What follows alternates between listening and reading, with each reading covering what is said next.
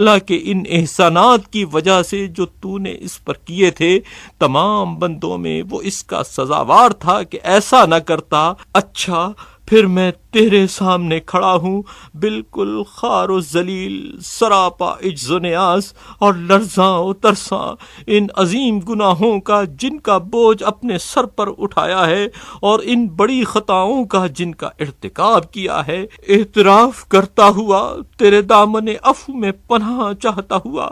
تیری رحمت کا سہارا ڈھونڈتا ہوا، اور یہ یقین رکھتا ہوا کہ کوئی پناہ دینے والا تیرے عذاب سے مجھے پناہ نہیں دے سکتا، اور کوئی بچانے والا تیرے غضب سے مجھے بچا نہیں سکتا۔ لہذا اس اعتراف گناہ و اظہار ندامت کے بعد تو میری پردہ پوشی فرما، جس طرح گناہ گاروں کی پردہ پوشی فرماتا ہے، اور مجھے معافی عطا کر جس طرح ان لوگوں کو معافی عطا کرتا ہے جنہوں نے اپنے آپ کو تیرے حوالے کر دیا ہو، اور مجھ پر اس بخشش و آمرزش کے ساتھ احسان فرما جس بخشش و آمرزش کے ساتھ تو اپنے امیدوار پر احسان کرتا ہے تو تجھے بڑی معلوم نہیں ہوتی، اور میرے لیے آج کے دن ایسا حظ و نصیب قرار دے کہ جس کے ذریعے تیری رضامندی کا کچھ حصہ پا سکوں، اور تیرے عبادت گزار بندے جو اجر و ثواب کے تحائف لے کر پلٹے ہیں، مجھے ان سے خالی ہاتھ نہ پھیر، اگرچہ وہ نیک اعمال جو انہوں نے آگے بھیجے ہیں میں نے آگے نہیں بھیجے، لیکن میں نے تیری وحدت و یکتائی کا عقیدہ اور یہ کہ تیرا کوئی حریف، شریک کار اور مثل و نظیر نہیں ہے پیش کیا ہے، اور انہی دروازوں سے جن دروازوں سے تو نے آنے کا حکم دیا ہے آیا ہوں، اور ایسی چیز کے ذریعے جس کے بغیر کوئی تجھ سے تقرب حاصل نہیں کر سکتا تقرب چاہا ہے، اور پھر تیری طرف رجوع و بازگشت، تیری بارگاہ میں تذلل و عاجزی اور تجھ سے نیک گمان اور تیری رحمت پر اعتماد کو طلب تقرب کے ہمراہ رکھا ہے، اور اس کے ساتھ ساتھ ایسی امید کا ضمیمہ بھی لگا دیا ہے جس کے ہوتے ہوئے تجھ سے امید رکھنے والا محروم نہیں رہتا، اور تجھ سے اسی طرح سوال کیا ہے جس طرح کوئی بے قدر، ذلیل، شکستہ حال، تہی دست، خوف زدہ اور طلبگار پناہ سوال کرتا ہے، اور اس حالت کے باوجود میرا یہ سوال خوف، عجز و نیاز مندی، پناہ طلبی اور امن خواہی کی روح سے ہے، نہ متکبروں کے تکبر کے ساتھ برتری جتلاتے، نہ اطاعت گزاروں کے اپنی عبادت پر فخر و اعتماد کی بنا پر اتراتے، اور نہ سفارش کرنے والوں کی سفارش پر سر بلندی دکھاتے ہوئے، اور میں اس اعتراف کے ساتھ تمام کمتروں سے کمتر، خوار و ذلیل لوگوں سے ذلیل تر، اور ایک چیونٹی کی مانند بلکہ اس سے بھی پست تر ہوں۔ اے وہ جو گنہگاروں پر عذاب کرنے میں جلدی نہیں کرتا اور نہ سرکشوں کو اپنی نعمتوں سے روکتا ہے، اے وہ جو لغزش کرنے والوں سے درگزر فرما کر احسان کرتا ہے اور گنہگاروں کو مہلت دے کر تفضل فرماتا ہے، میں وہ ہوں جو گناہ گار، گناہ کا معترف، خطا کار اور لغزش کرنے والا ہوں۔ میں وہ ہوں جس نے تیرے مقابلے میں جرأت سے کام لیتے ہوئے پیش قدمی کی۔ میں وہ ہوں جس نے دیدہ و دانستہ گناہ کیے۔ میں وہ ہوں جس نے اپنے گناہوں کو تیرے بندوں سے چھپایا اور تیرے سامنے کھلم کھلا مخالفت کی۔ میں وہ ہوں جو تیرے بندوں سے ڈرتا رہا اور تجھ سے بے خوف رہا۔ میں وہ ہوں جو تیری ہیبت سے ہراساں اور تیرے عذاب سے خوف زدہ نہ ہوا۔ میں خود ہی اپنے حق میں مجرم اور بلا و مصیبت کے ہاتھوں میں گروی ہوں۔ میں ہی شرم و حیا سے عاری اور طویل رنج و تکلیف میں مبتلا ہوں۔ میں تجھے اس کے حق کا واسطہ دیتا ہوں جسے تو نے مخلوقات میں سے منتخب کیا، اس کے حق کا واسطہ دیتا ہوں جسے تو نے اپنے لیے پسند فرمایا اس کے حق کا واسطہ دیتا ہوں، جسے تو نے کائنات میں سے برگزیدہ کیا اور جسے اپنے احکام کی تبلیغ کے لیے چن لیا، اس کے حق کا واسطہ دیتا ہوں جس کی اطاعت کو اپنی اطاعت سے ملا دیا اور جس کی نافرمانی کو اپنی نافرمانی کے مانند قرار دیا، اس کے حق کا واسطہ دیتا ہوں جس کی محبت کو اپنی محبت سے مقرون اور جس کی دشمنی کو اپنی دشمنی سے وابستہ کیا۔ مجھے آج کے دن اس دامن رحمت میں ڈھانپ لے جس سے ایسے شخص کو ڈھانپتا ہے جو گناہوں سے دستبردار ہو کر تجھ سے نالہ و فریاد کرے اور تائب ہو کر تیرے دامن مغفرت میں پناہ چاہے، اور جس طرح اپنے اطاعت گزاروں اور قرب و منزلت والوں کی سرپرستی فرماتا ہے، اسی طرح میری سرپرستی فرما، اور جس طرح ان لوگوں پر جنہوں نے تیرے عہد کو پورا کیا، تیری خاطر اپنے کو تعب و مشقت میں ڈالا اور تیری رضامندیوں کے لیے سختیوں کو جھیلا، پروردگار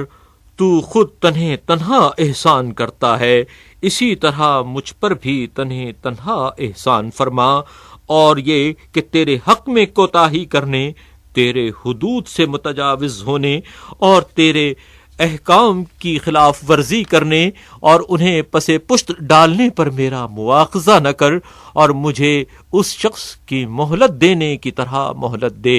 کہ رفتہ رفتہ اپنے عذاب کا مستحق نہ بنا، جس نے اپنی بھلائی کو مجھ سے روک لیا اور یہ سمجھتا ہے کہ بس وہی نعمت دینے والا ہے، یہاں تک کہ تجھے بھی ان نعمتوں کے دینے میں شریک نہ سمجھا ہو۔ مجھے غفلت شعاروں کی نیند، بے راہ رووں کے خواب اور حرمان نصیبوں کی غفلت سے ہوشیار کر دے، اور میرے دل کو اس راہ پر لگا جس پر تو نے اطاعت گزاروں کو لگایا ہے، اور اس عبادت کی طرف مائل فرما جو عبادت گزاروں سے تو نے چاہی ہے، اور ان چیزوں کی ہدایت کر کہ جن کے وسیلے سے سہل انگاروں کو رہائی بخشی ہے، اور جو باتیں تیری بارگاہ سے دور کر دیں اور میرے اور تیرے ہاں کے حظ و نصیب کے درمیان حائل ہوں اور تیرے ہاں کے مقصد و مراد سے مانے ہو جائیں، ان سے محفوظ رکھ، اور نیکیوں کی راہ پیمائی اور ان کی طرف سبقت جس طرح تو نے حکم دیا ہے، اور ان کی بڑھ چڑھ کر خواہش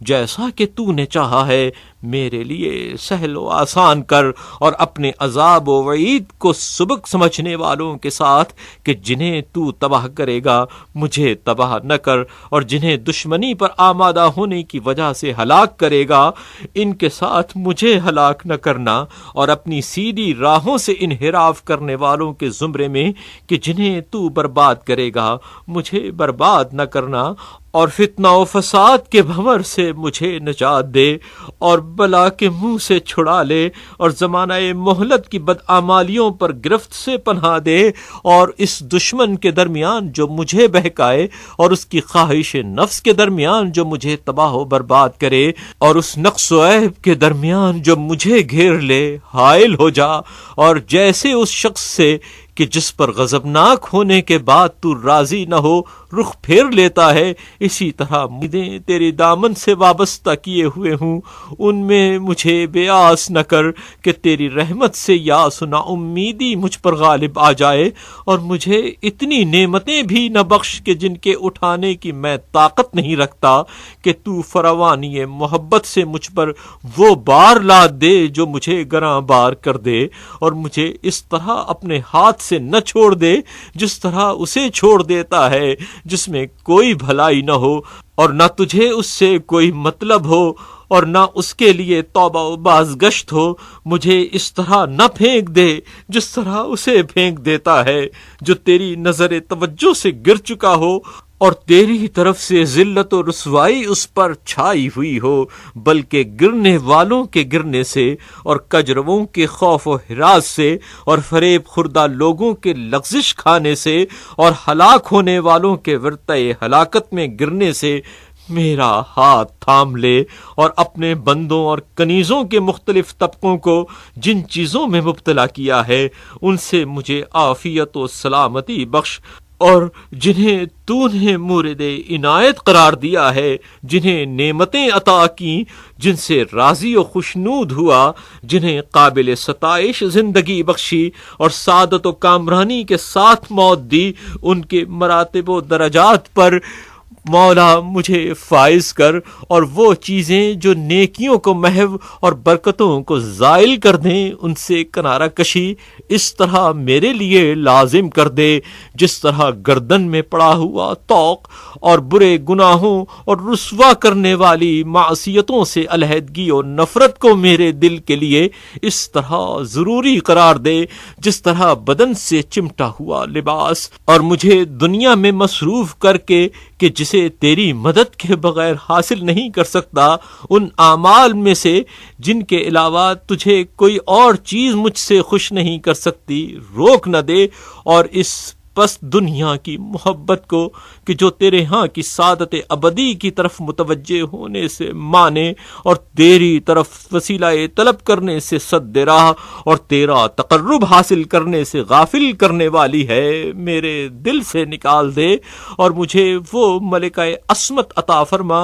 جو مجھے تیرے خوف سے قریب، ارتکاب محرمات سے الگ اور کبیرہ گناہوں کے بندھنوں سے رہا کر دے، اور مجھے گناہوں کی آلودگی سے پاکیزگی عطا فرما، اور معصیت کی کثافتوں کو مجھ سے دور کر دے، اور اپنے